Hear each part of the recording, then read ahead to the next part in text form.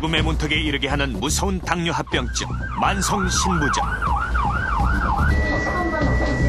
사람이 죽는 게 이렇게 힘없이 가는구나.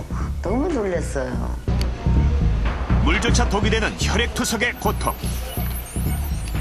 하지만 삶을 포기하지 않고 희망을 키워가는 이조삼 씨의 당뇨 투병기. 인생을 정리하고 싶은 생각도 있었지만 또 한편으로는 살고 싶고 이루고 싶은 생각이 있었어요. 공황이 뭔지도 몰랐어요. 그때 당시는. 그 검사 받을 적마다 가는 병원마다 다 이상이 없는데 당신은 왜 아프냐. 죽을 것만 같아요. 그런데 죽지는 않고요. 차라리 좀 죽어버리면 차라리 속 편하지. 그런 고통은 안 겪고. 굉장히 내 자신을 어떻게 할 수가 없어요. 공황장애가 너무 심해서 아무것도 할 수 없었습니다. 마치 모든 게 다 무너지는 것 같은 기분이죠. 처음에 그 폐쇄공포라는 걸 겪었다든가 비행공포를 겪었을 때 오는 그 느낌은 전혀 기억이 안 날 정도예요. 그러니까 나는 두 가지예요. 미칠지도 몰라, 죽을지도 몰라.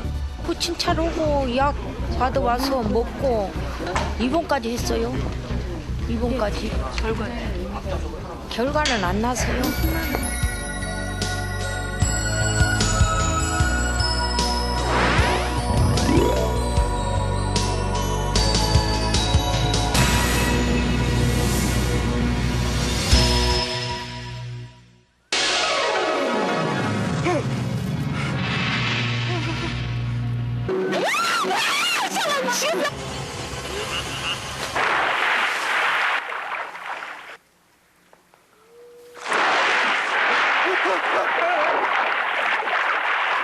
우리는 흔히 영화나 드라마를 통해서 아주 공포스러운 상황들을 간접 경험하게 됩니다. 갑자기 맞닥뜨린 공포 상황. 눈동자가 커지고 호흡이 가빠지며 심장이 심하게 두근거리고 당장이라도 질식할 것 같은 느낌이 들게 되죠. 그런데 공포 상황에 부딪혔을 때 느끼는 이런 증상들이 특별한 이유 없이 어느 날 불쑥 시도 때도 없이 여러분을 찾아온다면 어떻게 하시겠습니까?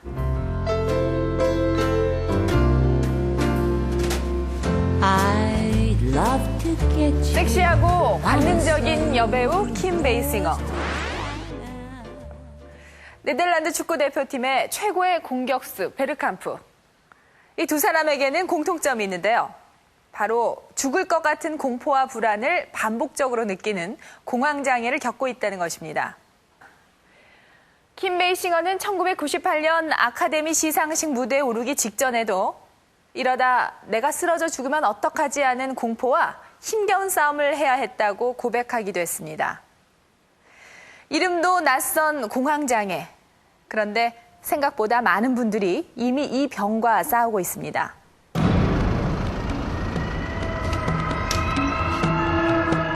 (2005년 1월 31일) 새벽 2시 응급 환자가 들어왔다. 심장 부위에 심각한 통증을 호소하는 40대 남자. 아프시고 조이실 때는 그런 느낌이 어느 정도 가요? 통망하니 이제 도대체 정신을 못 차렸으면 모르겠죠. 심전도, 혈액검사, 엑스레이 촬영. 심장의 이상 유무를 알아보기 위해 즉시 검사에 들어갔다. 엑스레이상의 이상이 가스 좀 찬 거 빼놓고는 그런 것 같은데. 혈액가스 분석 결과 혈액 속 산소량이 높게 나타났다. 환자가 지금 과호흡을 하고 있다는 얘기다. 정신을 못 차릴 정도로 강한 심장 통증. 그런데 여러 가지 검사 결과 심장에는 어떤 이상도 발견되지 않았다. 먼저 심장 초음파 검사를 했습니다. 심장 초음파 검사에서는 심장 주위의 어떤 혈종이라든지 또는 심장 기능이나 이런 데 이제 특별한 이상 소견을 보이지는 않았습니다. 어느 날 갑자기 심장이 심하게 두근거리며 쥐어짜듯 아프고 곧 죽을 것 같아서 응급실을 찾았지만 검사 결과는 아무 이상이 없다는 것. 한 종합병원의 조사 결과 흉통 환자들 중 이렇게 신체적으로 어떤 원인도 발견할 수 없는 경우가 무려 20%. 그런데 그중 4분의 1은 바로 공황장애. 외국 문헌인에 보면은 보통 이런 흉통을 호소하는 사람 중에 20%가 이제 공황장애라고 하는데요. 저희는 공황장애뿐만 아니라 심장과 관련 총통이 한 20% 정도 되고요. 그리고 공황장애는 전체적으로 한 5% 정도. 그러니까 실질적으로는 그 20% 중에서는 약 한 25% 정도가 공황장애인 걸로 이제 저희 결과가 나왔습니다. 부인과 함께 농사 준비에 바쁜 강성민 씨. 2002년 어느 날 공황을 경험했다.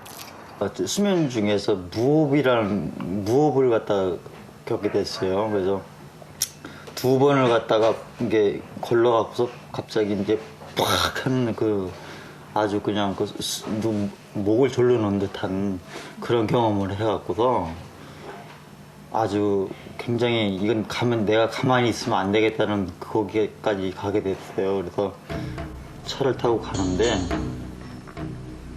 거기서 심한 발작이 왔어요. 그 과호흡을 했던 거죠. 과호흡을 하다 보니까 그냥 여기서부터 그냥 그 근육들이 딱딱하게 굳어오면서 손발이 마비돼갖고 오도 가도 못하는 상황. MRI 다 했어요. 할 거는 다 했어요. 그러니까 홀더 검사인가? 24시간 최고로 이제 나중에 뭐 스트레스 검사, 심전도 검사, 그리고 치매 노인들 하는 신경정신과에서 맨 마지막에 한 게 24시간 홀터 검사. 이 병원 저 병원 다녀보고 수많은 검사들을 해봤지만 공통적인 결과는 몸에는 아무런 이상도 없다는 것이었다. 병원을 전전하면서 숱한 고통을 겪은 후에야 그것이 바로 공황장애 때문이라는 것을 알게 되고 적극적인 치료에 들어갔다. 가슴이 뛰거나 뭐 이렇게 손발 같은 저림 현상이 나온다거나 혈압이 갑자기 이렇게 쫙 올라와서 얼굴이 시뻘겋어지는 증상이 나온다거나 헛구역질, 심하게는 토해요. 그런 증상이 나오고 그럴 때는 주저앉고 싶은 심령일 때도 있고 실제로 힘이 없어져요.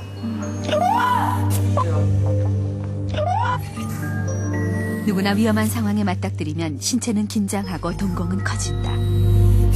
확대된 동공으로 입수된 정보를 통해 우리 몸은 전투 상태에 돌입한다. 간이나 소화기관으로 가는 혈관은 수축하는 대신 심장이 빨리 뛰고 호흡이 빨라진다. 몸이 응급 상황에 대처하기 시작하는 것이다. 그렇다면 이런 과정은 어떻게 일어나게 되는 걸까? 외부의 자극이 뇌의 시상하부에 전달되면 위험을 알리는 뇌 속의 비상벨이 울리고 스트레스 호르몬들이 분비되면서 우리 몸은 위험에 맞서 싸울 채비를 한다.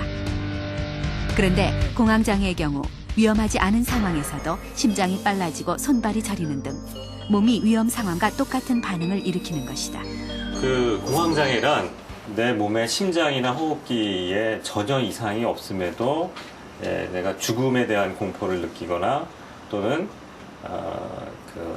심장이 빨리 뛴다든가 숨이 막히는 것 같은 신체 증상을 느끼는 불안장애입니다. 이 병이 가장 당혹스러운 것은 예측 불가능하게 시도 때도 없이 불안 증상이 심하게 온다는 데 있습니다. 그런데 공황장애는 때로 전혀 다른 모습으로 나타나기도 한다. 올해 57살의 김경자 씨. 평생 단 한 번도 케이블카를 타본 적이 없다. 여기 못 쳐다봐요. 중간에 어쩌려고? 케이블카를 탄다는 생각만으로도 온몸이 긴장되고 두려움이 밀려온다. 한도 누구니요? 예.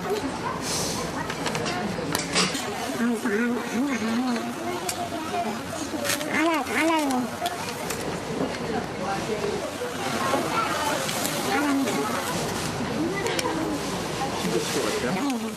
저기 저거 쳐다봐요.